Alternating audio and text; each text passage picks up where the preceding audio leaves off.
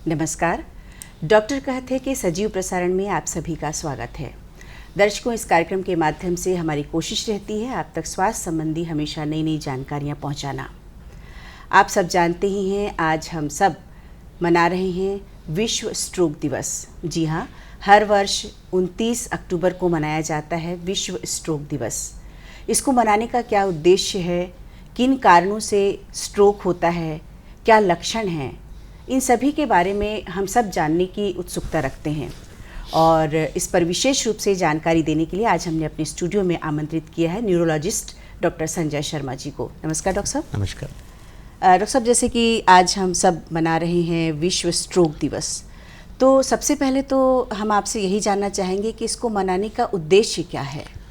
देखिए, अगर हम लोग बीमारियों का पूरा स्वरूप देखते हैं तो एक तो जो संक्रमण के कारण बीमारियां होती हैं, जो इन्फेक्शन के कारण होती हैं, और वो धीरे धीरे कंट्रोल में आ रही हैं। अब संक्रमण की बीमारियां कम हो रही हैं जी। हालांकि अभी भी होता है, मलेरिया से डेथ होती है, सारी चीज़ें होती हैं, लेकिन जो संक्रमण के कारण बीमारियां नहीं होती, जिनको नॉन कम्युनिकेबल डिसीज़ बोलते हैं, जो छुआछूत से नहीं फैलती हैं या बाकी चीज़ों से नहीं फैलती हैं, उसके प्रमुख 3 कारणों में एक हार्ट अटैक है, एक स्ट्रोक है और एक कैंसर है। ये 3 प्रमुख कारण हैं जो आपको बिना इन्फेक्शन के बीमारियां देते हैं, और ये संघातिक बीमारियां हैं। ये जान लेती हैं, और स्ट्रोक तो आपको पैरालाइज करता है। आप देखेंगे तो हार्ट अटैक के लिए इतनी अवेयरनेस है जनता के बीच में कि आपको मालूम रहता है कि आपको हार्ट अटैक आया, छाती में पेन हुआ, पसीना हो रहा है, घबराहट हो रही है, आपको डायबिटीज़ है, ब्लड प्रेशर है, आपका कोलेस्ट्रॉल बढ़ा हुआ है, तो आप तुरंत हार्ट सेंटर में जाते हैं, बोलते हैं डॉक्टर साहब करिए मेरी जांच। जी। तो वो ईसीजी करते हैं, इको करते हैं, एंजियोग्राफी करते हैं और आपको ठीक करते हैं। तो हार्ट अटैक के लिए अवेयरनेस बहुत ज़्यादा बढ़ी है, जबकि पैरालिसिस या सीवीए या स्ट्रोक, जिसको हम लोग सेरेब्रोवास्कुलर एक्सीडेंट बोलते हैं, एक प्रमुख कारण होने के बावजूद भी जनता में उसकी अवेयरनेस नहीं है, जागरूकता नहीं है। वो नहीं जानते कि उनको कहाँ जाना है, क्या करना चाहिए। छत्तीसगढ़ में तो ऐसी विषम परिस्थितियाँ हैं कि यहाँ पे कई बार स्ट्रोक होने पे केरोसिन का तेल पिला देते, जिससे पेशेंट जो है ना, हो सकता है निमोनिया के कारण निकल जाए। तो यही अवेयरनेस बढ़ाने के लिए कि स्ट्रोक एक बहुत ऐसा कारण है कि जिसमें जागरूकता बहुत ज़्यादा ज़रूरी है। नहीं तो नतीजा क्या होगा, अगर आप स्ट्रोक को इग्नोर करेंगे तो हो सकता है आपकी जान तो बच जाए, लेकिन आप ज़िंदगी भर के लिए अपाहिज हो जाए। बिल्कुल। और इस ज़माने में जब इतना फास्ट चल रही हैं सारी चीज़ें, तो कौन अपाहिज होकर जीना चाहता है। जी हाँ, जी हाँ। तो स्ट्रोक के लिए अवेयरनेस मैं चाहता हूँ कि छत्तीसगढ़ में तो बहुत ज़्यादा बढ़े, और सारे लोग स्ट्रोक को जानें और समय के महत्व को समझें स्ट्रोक के साथ में। बिल्कुल, यानी कि जन जागरूकता लोगों में फैले, इस उद्देश्य को लेकर ये दिवस सेलिब्रेट किया जाता है, मनाया जाता है। डॉक्टर साहब, बहुत अच्छी बात है, आपने बहुत अच्छे से समझाया इस चीज़ को कि कितना ज़रूरी है अपने स्वास्थ्य को लेकर सचेत रहना।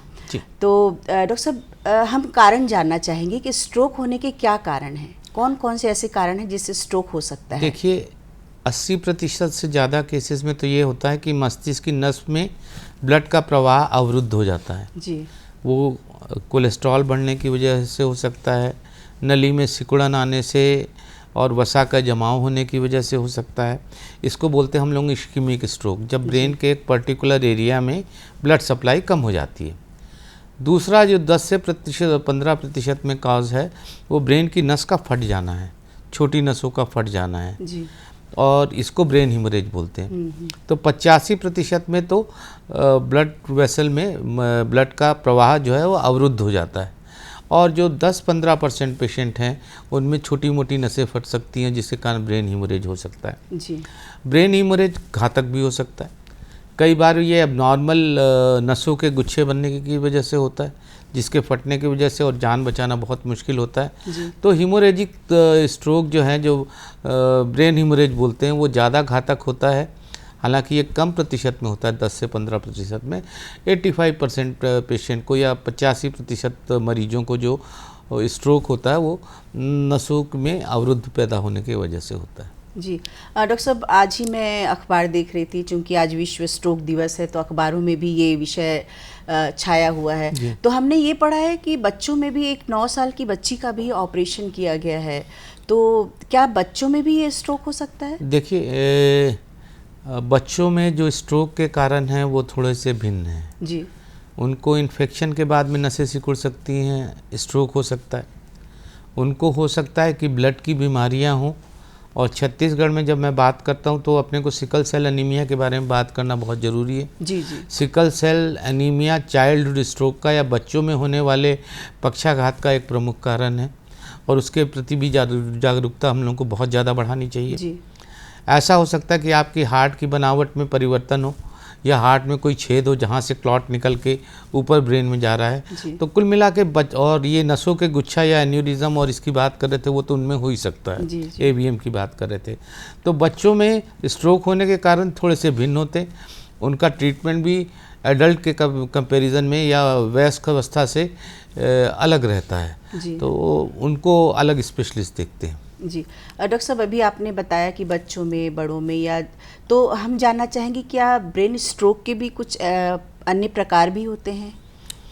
हाँ, ब्रेन स्ट्रोक के कई सारे प्रकार हो सकते हैं, वो उनके कारण पे डिपेंड करता है और किस तरह की नसें इन्वॉल्व हो रही हैं उसके हिसाब से होता है। जैसे आपको बहुत टाइम से डायबिटीज़, ब्लड प्रेशर की बीमारी है तो ब्रेन के अंदरूनी हिस्सों में ब्लड की सप्लाई कम हो जाती है, और फिर छोटी छोटी आर्टरियाँ, छोटी छोटी नसें अवरुद्ध होती हैं जिनको हम लेक्यूनर इन्फार्क्ट बोलते हैं। और एक होता है लार्ज वेसल इन्फार्क्ट, एकदम बड़ी नस जो आपको सप्लाई कर रही है ब्रेन को, जो कि सामने की तरफ सप्लाई कर रही है, एंटीरियर सर्कुलेशन या मिडिल सर्कुलेशन या पोस्टीरियर सर्कुलेशन, ये मोटी नसें रहती हैं जो अवरुद्ध हो जाती हैं, तो उसको बोलते हैं large vessel stroke.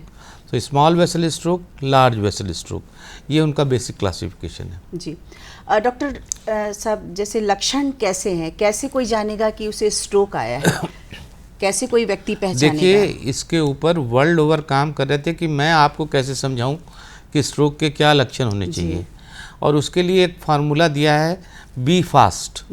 B fast. So B शब्द है बैलेंस के लिए।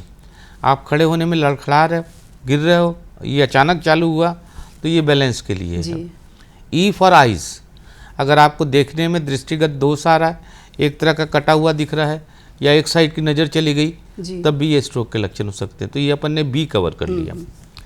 फास्ट मतलब चेहरा, एफ मतलब चेहरा, फेस। जी। तो आप आईने के सामने खड़े हो जाइए और अपने दांत ई करके देखिए। अगर चेहरा आपका एक तरफ तिरछा हो रहा है, एक तरफ खिंच रहा है, तो ये फेस में लकवे के लक्षण हो सकते हैं। फिर हो गया ए मतलब आर्म। आप अपने दोनों हाथ आईने के सामने रख लें, अगर एक हाथ नीचे जाता है तो इस हाथ में लकवे का प्रभाव हो सकता है। ठीक है जी। फिर एस होता है स्पीच। आप कुछ पढ़ के देखें, आप कुछ पढ़ के रखिए, देखें अगर आपकी आवाज़ लड़खड़ाती है, आपको बोलते स्पष्ट नहीं बन रहा या आपको बोलते ही नहीं बन रहा, तो ये भाषा का इन्वॉल्वमेंट हो गया, स्पीच। और टी, जिसके बारे में अपने को बहुत ज़्यादा बात करना है आगे भी इस विषय में, वो है टाइम। जी। समय सबसे ज़्यादा इम्पोर्टेंट है। बिल्कुल। कृपया 1 मिनट भी वेस्ट नहीं करें। तो बहुत छोटा सा शॉर्ट फार्मूला है, बी फास्ट। अगर स्ट्रोक हुआ है आपको, या मैं बोलूँगा हार्ट अटैक भी हुआ है, तो आपको बी फास्ट, जी, तेजी दिखाइए। B for balance, E for eye, F for चेहरा, face, A for arm, S for speech, T for time. So ये फार्मूला है जिससे हम आम जनता को समझाते कि आपको स्ट्रोक के लक्षण आप खुद ही देख सकते हैं। और करना क्या है आपको, अगर ये 3 से 4 मिनट से ज़्यादा रहता है तो आपको तुरंत ऐसे हॉस्पिटल में पहुंचना है जहाँ पे CT MRI हो।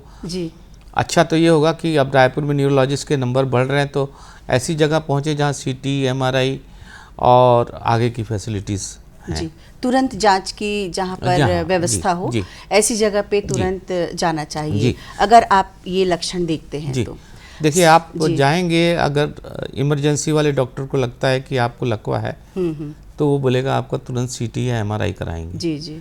CT और MRI जो है ना, वो दोनों स्ट्रोक के प्रकार को अलग कर देती है। मैंने आपको 2 प्रकार बताए, एक नसों का अवरुद्ध होना और एक नसों का फट जाना। दोनों का मैनेजमेंट बिल्कुल अलग अलग है, दोनों का विधान बिल्कुल अलग अलग है। तो अगर आपको इस्कीमिक स्ट्रोक हुआ है और आप 4.5 घंटे के भीतर पहुंच गए, तो हो सकता है आपकी नसों को दवाइयों से खोल दिया जाए जी।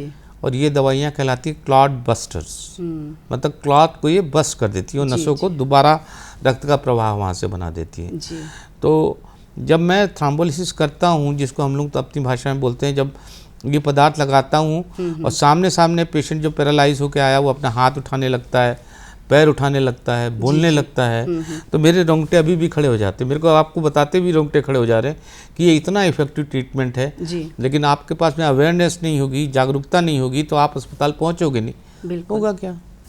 तो डॉक्टर साहब, इस पीरियड के बारे में हम आपसे जानकारी लेंगे, जो ये कीमती समय होता है, स्ट्रोक के बाद का जो कीमती समय होता है, उसके बारे में हम अभी आपसे जानेंगे।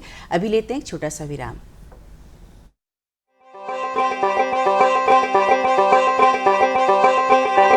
मेरी अपनी सबकी है ये, मेरी अपनी सबकी है ये, आज ही नहीं कल की है ये, अपने हक अधिकार दिलाती आपकी बातें, आपकी बातें, आपकी बातें, आपकी बातें, हर मुश्किल का हल है सुझाती, जीने की एक राह दिखाती, अंधियारे में राह दिखाती, आपकी बातें, आपकी बातें, आपकी बातें, आपकी बातें। देखना ना भूलें आपकी बातें, हर गुरुवार शाम 6 बजे दूरदर्शन छत्तीसगढ़ पर। डॉक्टर कहते के सजीव प्रसारण में एक बार फिर आपका स्वागत है। आज विश्व स्ट्रोक दिवस है और इस पर हम जानकारी ले रहे हैं न्यूरोलॉजिस्ट डॉक्टर संजय शर्मा जी से। डॉक्टर साहब, अभी आपने जो गोल्डन पीरियड के बारे में बताया कि वो जो कीमती समय है स्ट्रोक के बाद का, तो ये जो गोल्डन पीरियड है उसके बारे में जानना चाहेंगे कि कितना इस समय को व्यवस्थित रूप से आपने बताया कि कितना समय हमारे पास रहता है उस पीरियड में हम जाएं मरीज़ को लेकर और वो वापस बैक हो जाए। देखिए, मरीजों को सामान्यतः ये थ्रोम्बोलिटिक थेरेपी से या क्लॉट बस्टर थेरेपी से, जो कि 2 तरह की अवेलेबल हैं, पहले तो ये काफ़ी कॉस्टली थी, अब एक सस्ता द्रव्य भी आ गया है, मेडिसिन भी आ गई है, जिससे आप 4.5 घंटे के अंदर में उनको निश्चित रूप से फ़ायदा पहुंचा सकते हैं जी। कुछ केसेस में और कुछ सेंटर में, बिल्कुल छटे हुए सेंटर में, आप 6 घंटे तक, 8 घंटे तक भी क्लॉट डाल के और क्लॉट को निकाल सकते हैं, रिट्रीव कर सकते हैं, क्लॉट रिट्रीवर से क्लॉट को खींच के बाहर निकाल सकते हैं। तो वो प्रक्रिया भी होती है जो 6 से 8 घंटे। तो सबसे महत्वपूर्ण बात यह है कि आप जब स्ट्रोक होता है तो एक एरिया तो जो है वो परमानेंटली डैमेज हो जाता है, उसका कोई कुछ नहीं कर सकता। उसके जो आसपास का एरिया रहता है वो रिस्क में रहता है, जिसमें ब्लड सप्लाई कम हुई रहती है लेकिन पूरी तरह से अवरुद्ध नहीं हुई रहती और ब्रेन खराब नहीं हुआ रहता है। साइंटिस्ट लोगों ने हम लोग को ये बताया कि हर सेकंड मिलियन न्यूरॉन मरते हैं जी। स्ट्रोक के बाद में। हर सेकंड में आपके ब्रेन के हजारों तंतु, लाखों तंतु, करोड़ों तंतु खराब होते हैं। उनने प्रैक्टिकली काउंट किया है जी। कि कितने सेकंड में कितने न्यूरॉन जो है आपके ब्रेन के खराब हो जाते हैं। तो अपेक्षा तो यही है कि आप 3 से 4-5 मिनट में अपनी व्यवस्था करें और सीधे अस्पताल पहुँचें। अगर आप स्वस्थ रहेंगे, आपको नहीं ज़रूरत पड़ेगी किसी चीज़ की, तो भी वो डॉक्टर की निगरानी में होना चाहिए जी। तो आप जितने जल्दी पहुँचेंगे उतनी ज़्यादा आपके ठीक होने की संभावनाएं बढ़ जाएंगी। वो सबसे ज़्यादा हो जाएंगी कि अगर आप आधा घंटे वाले में पहुँचते हैं तो आपको और फ़ायदा है, 1 घंटे पहुँचते हैं तो फ़ायदा है, 3 घंटे पहुँचते तो फ़ायदा है, 4-4.5 घंटे में पहुँचने में शायद हो सकता है फ़ायदा थोड़ा सा कम हो जाए। जी जी जी। डॉक्टर साहब, कभी कभी क्या ऐसा भी होता है कि स्ट्रोक आने के बाद असर शरीर में काफ़ी लेट से दिखता हो? ऐसा होता है, ख़ास तौर से ब्रेन के निचले हिस्से में, जिसको हम ब्रेन स्टेम बोलते हैं, उसमें स्ट्रोक पहचानने में थोड़ी सी दिक्कत आती है और डायग्नोसिस में डिले होता है। उसमें कई बार हम लोगों को दोबारा MRI करा के देखना पड़ता है जब पहली बार नहीं दिखता है। जी जी। और कई बार उसमें कुछ टेक्निकल चेंजेस करने पड़ते हैं, जिसको हम लोग बोलते हैं हाई वैल्यू में MRI करा के देखो, कोई छोटा मोटा क्लॉट होगा जो नहीं दिख रहा होगा, मिस कर रहा होगा। बट कुल मिला के स्ट्रोक को जानने की विधा और डॉक्टरों में नॉलेज इतना बढ़ा है कि उनकी हर चीज़ें स्टैंडर्ड हो गई। जी जी। उनके पास में स्कोरिंग सिस्टम है, जिससे वो स्ट्रोक कितना सीवियर हुआ है या कितना गंभीर हुआ है वो जांच लेते हैं और उसके हिसाब से निर्धारित करते हैं कि कैसे दवाई लगाई जाए, क्या दवाई लगाई जाए। जी, तो क्या हम ये समझें कि स्ट्रोक के बाद मरीज को पैरालिसिस होने से हम बचा सकते हैं? ऐसा हर केस में अनफॉर्चुनेटली पॉसिबल नहीं रहता, जी, बट हम लोग काफ़ी मरीजों को मदद कर सकते हैं अगर वो सही समय पे पहुँचे, या ब्रेन का जो आगे का डैमेज होना है उसको रोक सकते हैं। कई बार ऐसा होता है कि हीमोरेज में हम लोग पेशेंट की जान भी नहीं बचा पाते। अगर वो बहुत बड़ी नस फटी है और पूरा ब्रेन अंदर ब्लड से भर गया हो तो उनको बचा पाना मुश्किल है। जी, या आपने पक्षाघात होने के बाद में लेट किया, 2 दिन बाद आए, 3 दिन बाद में आए, खूब सूजन आ गई, तो खोपड़ी को हम लोग काट के आधी अलग कर देते हैं उस साइड से। उसके बावजूद भी जान बचाना मुश्किल रहती है कई बार। जी, तो सारी चीज़ें कुल मिला के जागरूकता पे आती हैं। बिल्कुल। आप पहुँचे तो डॉक्टरों के पास में इतना फंड ऑफ नॉलेज है, वो इतने न्यूरोलॉजिस्ट नॉलेजेबल हैं कि वो सारी चीज़ें जानते हैं कि मरीज को क्या क्या हम लोग ऑफ़र कर सकते हैं और क्या क्या दे सकते हैं। जी, तो पूरा प्रयास करते हैं जान बचाने की। जी। डॉक्टर साहब, जिनको हार्ट की बीमारी है या हम कहें कि क्या हृदय रोगी को ये स्ट्रोक होने का खतरा ज़्यादा रहता है? देखिए, जिसको हार्ट अटैक आता है या जिसको ब्रेन अटैक आता है, ये सब अब एक ही विधा का पार्ट हो गए। बेसिकली इसमें होता तो यही है कि जो ब्लड सप्लाई है उस ऑर्गन की बाधित होती है, जी, चाहे हार्ट में कोरोनरी आर्टरी हो, चाहे ब्रेन की सेरेब्रल आर्टरी हो। ऐसा हाथ पांव में भी हो सकता है कि वहाँ की नसें सिकुड़ जाए और आपको हाथ पांव में झुंझुनी आए या हाथ पांव काले पड़ जाएं और काटने की नौबत आए। तो अब हम लोग सब मानते हैं कि ये नसों के विकार हैं जो 40-50 साल के ऊपर वाले लोगों को होता। जी, उन लोगों को ज़्यादा होता है जिनको डायबिटीज़ है, ब्लड प्रेशर है, कोलेस्ट्रॉल बहुत ज़्यादा है, बहुत तनाव में रहते हैं, जीवन शैली बहुत अस्त व्यस्त है, जी, उनको इस तरह का स्ट्रोक होने की संभावना है। तो आप ये समझ सकते हैं कि पेरिफेरल वास्कुलर डिसीज़ मतलब हाथ पांव की नसों में होने वाली बीमारी, हार्ट अटैक और ब्रेन अटैक, जी, इन तीनों में बहुत सारी सिमिलरिटीज़ है, बहुत सारी एक समानता है जी। और दवाइयाँ भी लगभग एक जैसी हैं, प्रक्रियाएं भी एक जैसी हैं ट्रीटमेंट की। तो हम ये कह सकते हैं कि जिनको हृदय रोग है या डायबिटीज़ या ब्लड प्रेशर है, उन लोगों को और ज़्यादा ध्यान रखना चाहिए। हाँ, उनको स्ट्रोक होने की संभावना ज़्यादा रहती है। जी, एक दूसरा भी है हार्ट में कि अगर आपके हार्ट में जन्मजात कोई विकार हो या हार्ट का कोई वाल्व सिकड़ा हुआ हो, तो ये वहाँ से खून के धब्बे जो हैं वो ऊपर जा सकते हैं, खून का थक्का ऊपर जा सकता है, ब्रेन में फंस सकता है जी, और आपको पक्षाघात कर सकता है। जी। डॉक्टर साहब, स्ट्रोक के बाद क्या फिजियोथेरेपी ज़रूरी होता है? देखिए, वो तो बहुत ज़रूरी है। आपको सामान्य और सुचारू रूप में ज़िंदगी चलाने के लिए फिजियोथेरेपी आवश्यक है। मान लो आप किसी पेरीफेरी में पड़े हो या बहुत सुदूर जगह पे हो और आपको ये थेरेपी नहीं मिल पाई और कुछ लकवा रह गया या कुछ लकवा बचा रह गया, तो उसके लिए फिर फिजियोथेरेपिस्ट ही काम आते हैं या ऑक्यूपेशनल थेरेपिस्ट बोलते हैं, जो आपको जॉब में वापस भेजते हैं। जी, तो कुल मिला के अगर आप लकवे को देखो तो लकवा पक्षाघात अपन बोलते हैं शरीर के एक तरफ में होने वाली वीकनेस जी, को। जी, तो जब ये राइट साइड में होता है, जब राइट साइड का लकवा होता है, राइट हाथ और पैर का, तो जुबान का भी लकवा होता है। उससे बहुत सारी संभावना है कि आपकी जुबान भी रुक जाए। जी, तो राइट साइड का लकवा साथ में जुबान का लकवा, ठीक है। जी। और लेकिन ब्रेन में जो क्लॉट रहता है वो लेफ्ट साइड में रहता है। ओह, अपना working main brain left side में। जी, तो ब्रेन में लेफ्ट साइड में क्लॉट आया, आपको राइट साइड का लकवा हुआ, उसी साइड में स्पीच का सेंटर रहता है, तो आपकी जुबान भी रुक जाती है, अच्छा, ठीक है। और अगर आपको उल्टे हाथ और पाँव का लकवा हुआ तो ब्रेन का क्लॉट जो रहता है वो किस तरफ रहेगा, राइट दाहिने साइड, साइड। राइट साइड में जी, रहेगा। जी। ये फंडामेंटल है उसके जी। अप्रोच। डॉक्टर साहब, एक बार किसी को स्ट्रोक हुआ है तो क्या उसे उपचार के बाद दोबारा भी होने की संभावना रहती है? ये संभावना काफ़ी रहती, प्रबल रहती है। एक तो आपका इग्नोरेंस हो गया, या तो आपने चीज़ों को बड़े अच्छे से समझा नहीं। जी, आपको अपनी डायबिटीज़ कंट्रोल करना है, ब्लड प्रेशर कंट्रोल करना है, डाइट कंट्रोल करना है, फिजियोथेरेपी करना है और नियमित जांचें करानी जी। है। एक तो ये हो गया, ये सबसे इम्पॉर्टेंट है। उसके अलावा ऐसा हो सकता है कि आपको बड़े टाइम से लिपिड बढ़ा हुआ है, कोलेस्ट्रॉल बढ़ा हुआ है, वसा की मात्रा बढ़ी हुई है और नसें परमानेंटली सिकुड़ गई हैं, जी, तो वहाँ से बार बार क्लॉट जाने की संभावनाएं बनी रहती है। तो उसको प्रोसीजर करके, जैसे हार्ट की प्रोसीजर होती है वैसे जी, ब्रेन की प्रोसीजर करके उन नसों को फैलाया जाता है। हार्ट की संरचना ऐसी है कि हार्ट से ब्लड जाता है जी। जो गले की मोटी मोटी 4 नसों के थ्रू ब्रेन में जाता है, दिमाग में।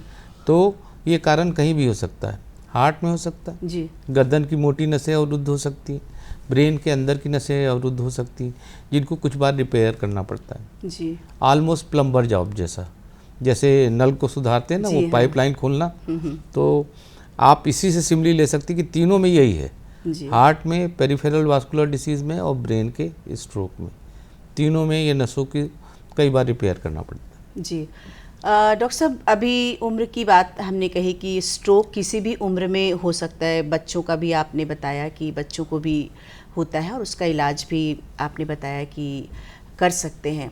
यंगस्टर में अभी जो हमारे जवान लोग हैं उनमें ये स्ट्रोक की समस्या बहुत देखी जा रही है, तो क्या कारण मानते हैं नहीं, आप? मेरे को तो लगता है यंगर जनरेशन जिम ओरिएंटेड हो रही है, डाइट ओरिएंटेड हो रही है। तो अब जो फ्यूचर जनरेशन होगी वो हम लोगों से ज़्यादा जागरूक होगी और अपनी फिटनेस पर लोग बहुत ज़्यादा ध्यान देते हैं। जी। एक हम लोगों की अवस्था थी जब हम लोग ना जिम जाते थे, ना कोई खाने का विशेष ध्यान देते थे। लेकिन फिजिकल पूड़ी- एक्टिविटी रहती थी हाँ, हमारी। पूड़ी पराठे और जी। तला हुआ बड़ा पसंद था। तो जी। मेरे को लगता है जनता सुधर रही है, अवेयरनेस बढ़ रहा है, चाहे वो व्हाट्सएप के नेगेटिव इफेक्ट हो या पॉजिटिव इफेक्ट है, लेकिन अवेयरनेस डेफिनेटली बढ़ी है। जी। जी। बस ये है, अगर साक्षरता नहीं है तो सारी दिक्कतें। जी। फिर आप केरोसिन ऑयल पिलाओगे, छत्तीसगढ़ में ये इतना ख़राब ट्रेडिशन है। जी। जी।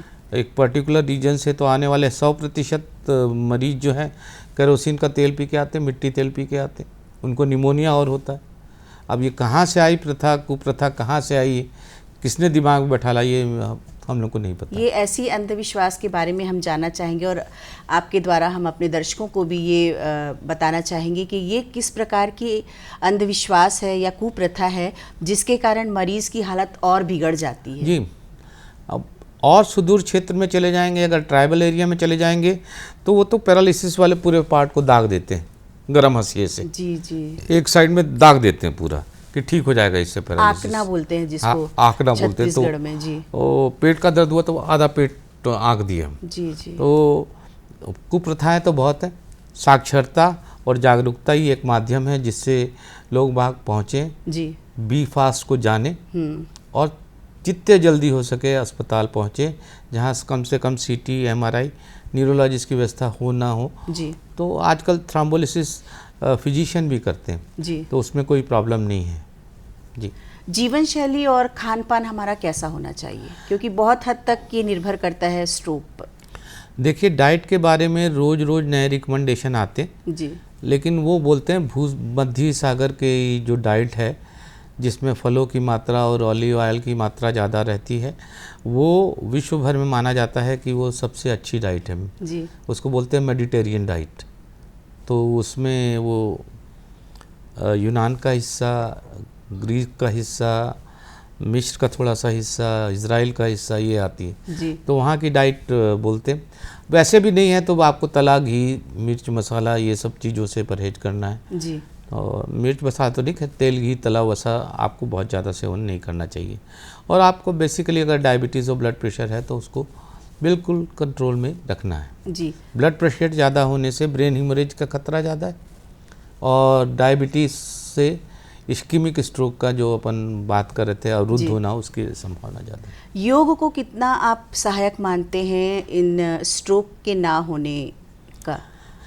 देखिए, अच्छी ब्रीदिंग तो काम की है जी। और योगा हमेशा से सहयोगी है, लेकिन योग जब तक स्ट्रोक नहीं हुआ तब तक ठीक है। ठीक है। एक बार हो गया ना तो ये अनुलोम विलोम और जी। जो प्रचलित योगा के तरीके हैं, प्राणायाम, ये नुकसान पहुंचाते हैं। जी। जी। क्योंकि किसी तरह से ब्रीदिंग करने से और रोकने से हो सकता है आपका ब्रेन का प्रेशर बढ़ जाए। जी। जी।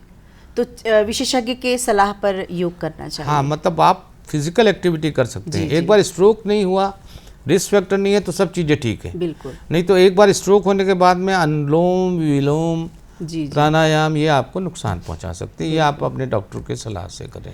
डॉक्टर साहब, आज विश्व स्ट्रोक दिवस है, तो आप हमारे दर्शकों के लिए क्या संदेश देना चाहेंगे? देखिए, ये महत्वपूर्ण है कि आप स्ट्रोक के बारे में पूर्णतः सजग रखें और मेरे दिए हुए फार्मूले पे काम करिए। बी फास्ट को पहचानिए। ये 6 चीज़ें हैं और इनके आधार पे स्ट्रोक को पहचान के जितने जल्दी हो सके उतने जल्दी अस्पताल पहुँचे।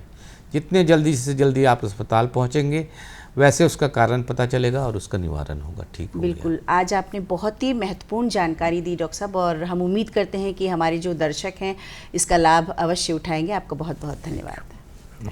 तो दर्शकों, आप विश्व स्ट्रोक दिवस पर हम चाहते हैं कि आप सजग रहें अपने स्वास्थ्य के प्रति और सचेत रहें। शरीर में कोई भी परिवर्तन आता है आप तुरंत चिकित्सक के पास जाएं। अगले कार्यक्रम में फिर मिलेंगे। नमस्कार।